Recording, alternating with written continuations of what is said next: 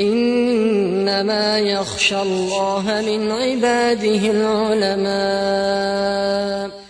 الحمد لله وحده والصلاة والسلام على من لا نبي بعده محمد وعلى آله وصحبه أجمعين أما بعد. Aujourd'hui, on va se poser la question de quel est le jugement de célébrer la naissance du prophète sallallahu alayhi wa sallam. Est-ce que c'est un acte obligatoire ou bien un acte recommandé, autorisé, détestable ou interdit?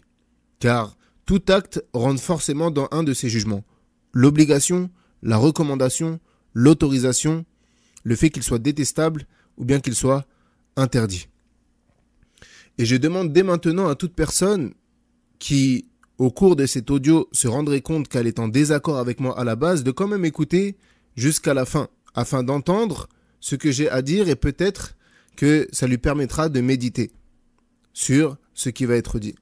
Et avant de répondre à cette question, quel est le jugement de cet acte, on va rappeler une règle qui est extrêmement importante dans notre religion. Et cette règle est que la base dans les actes d'adoration, c'est l'abstention, sauf si un texte l'autorise. Et la base dans les actes de la vie mondaine, c'est la permission, sauf si un texte l'interdit. Ça, c'est une règle en islam. Du coup, toute personne qui célèbre le Mawlid, est-ce qu'elle le fait en ayant l'intention d'adorer Allah subhanahu wa ta'ala, ou bien est-ce que c'est un acte de la vie mondaine, comme le fait de manger, de boire ou de s'habiller? Nul doute que la personne qui célèbre cela, elle a pour intention d'adorer Allah subhanahu wa ta'ala et de se rapprocher de lui. On a donc, en appliquant notre règle, besoin d'un texte religieux qui légifère cet acte.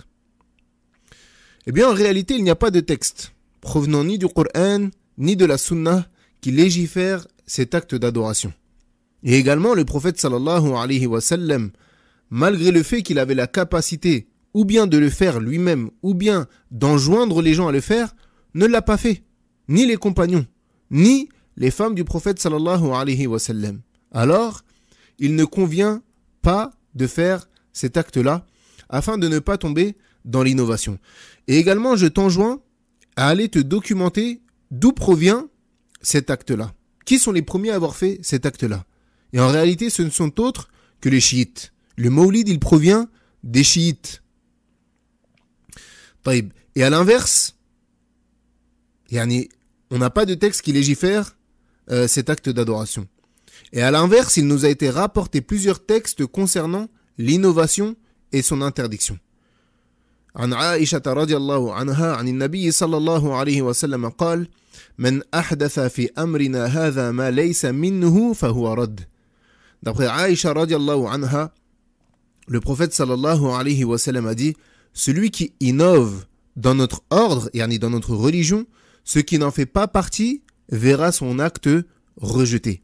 Et également, le prophète sallallahu alayhi wa sallam, dans toutes ses khutab, tous les jours du vendredi, lorsqu'il faisait la khutbah, il disait: وَشَرَّ الْأُمُورِ مُحْدَثَاتُهَا وَكُلَّ مُحْدَثَةٍ بِدْعَةٍ وَكُلَّ بِدْعَةٍ ضَلَالَةٍ. Et dans une autre version, وَكُلَّ ضَلَالَةٍ فِي النَّارِ. Tous les vendredis, le prophète alayhi salatu wassalam, il disait: et la pire des choses sont les nouveautés dans la religion. Et toute nouveauté est une innovation.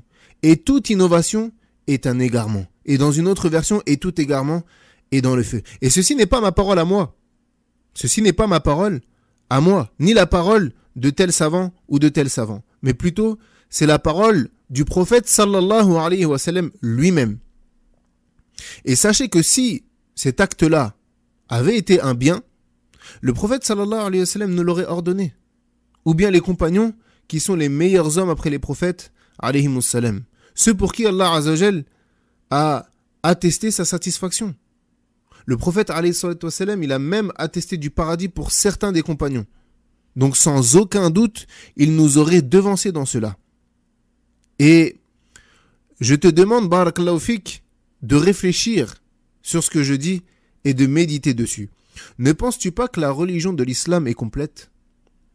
Ne penses-tu pas que la religion de l'islam est complète?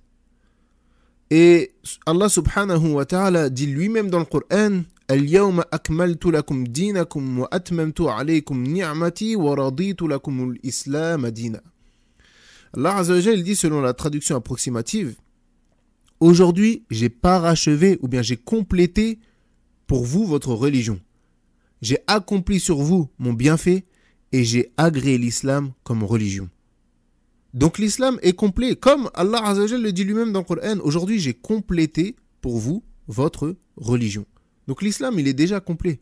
Il n'y a pas besoin d'ajout.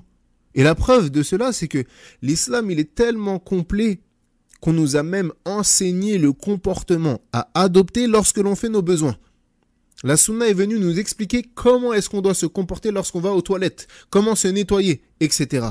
Et penses-tu vraiment qu'Allah te préserve, qu'on va nous mentionner, nous apprendre comment faire nos besoins et qu'on ne va pas nous mentionner de célébrer la naissance du prophète sallallahu alayhi wa sallam si cela avait été un bien. Et d'ailleurs, si tu penses que célébrer le Mawlid est une bonne chose, malgré le fait qu'il n'y a aucun texte qui le légifère, laisse-moi te poser une question. Est-ce que le prophète sallallahu alayhi wa sallam avait connaissance que célébrer sa propre naissance était un acte de bien? Est-ce que le prophète sallallahu alayhi wa sallam avait connaissance que célébrer sa propre naissance était un acte de bien? Donc la réponse est soit oui, soit non. Ou bien il le savait, ou bien il ne le savait pas.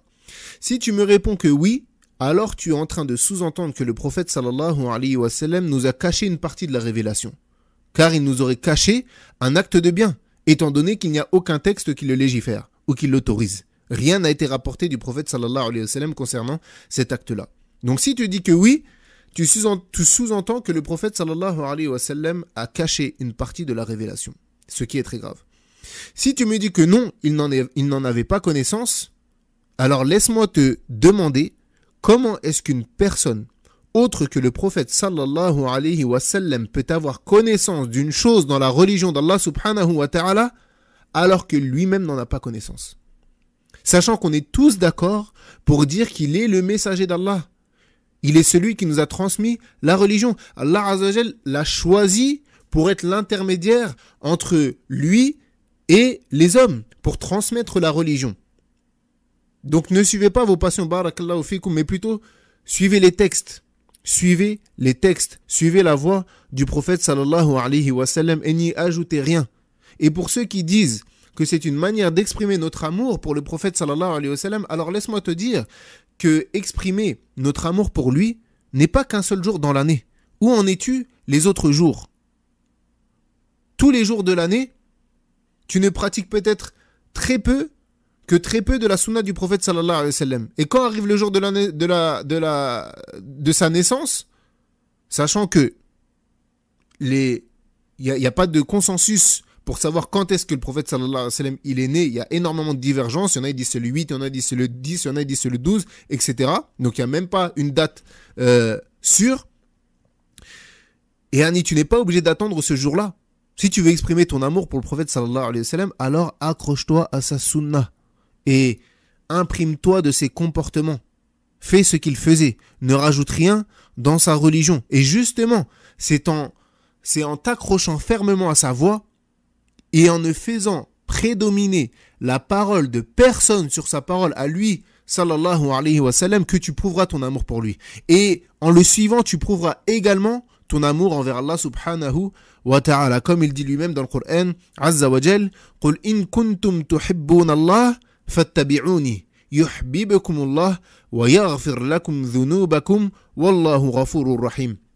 Il dit selon la traduction approximative, dis ô toi Mohammed, dis aux gens, informe-les, si vous aimez vraiment Allah, suivez-moi. Allah vous aimera alors et vous pardonnera vos péchés. Allah est pardonneur et miséricordieux. Médite sur la parole d'Allah subhanahu wa ta'ala. Si vous aimez vraiment Allah, qui ne va pas affirmer qu'il aime réellement Allah Azza wa Jal? Tout musulman va dire, naam, j'aime Allah Azza wa Jal. Tu veux prouver ton amour envers Allah subhanahu wa ta'ala, alors si tu l'aimes vraiment, eh bien suis le prophète sallallahu alayhi wa sallam. Suis-le, car Allah Azza wa Jal a conditionné le fait que si tu l'aimes réellement, vraiment, ce n'est pas juste une parole comme ça, mais tu l'aimes vraiment, alors suivez-moi, yani suivez le prophète sallallahu alayhi wa sallam. Wallahu a'lam wa sallallahu ala nabiyyina Muhammadin wa ala alihi wa sahbihi ajma'in. Subhanakallahumma wa bihamdik ashhadu an la ilaha illa ant astaghfiruka wa atubu ilayk.